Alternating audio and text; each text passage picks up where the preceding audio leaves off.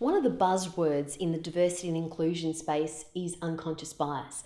And certainly in our experience, it's really important for leaders and employees to understand their unconscious biases. But you know what? You need to take it that one step further. So to me, we find that we take people through that process and they generally fairly quickly understand that, you know what? We all have biases. And you actually just need to say full stop and let's move on from that. We also take an approach to unconscious bias, which is not about blaming anyone. It's no one's fault, just is.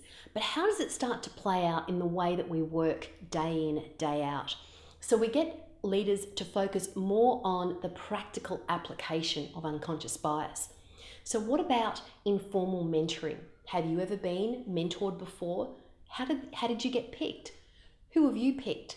And helping people understand the day-in activities that happen that we're not even aware of. Things like performance reviews, things like the way we recruit. So making it very, very practical for them. So to me, you've got to be careful about your approach to unconscious bias. It's certainly an important cog in the wheel, but it's not the only cog in the wheel. If you just teach unconscious bias, what the research actually shows that it can slow progress down, you can go backwards.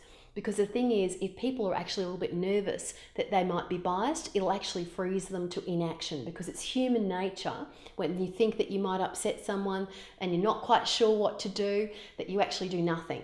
So we like to move people from the understanding of an unconscious bias quite quickly to the how-to, which is inclusive leadership.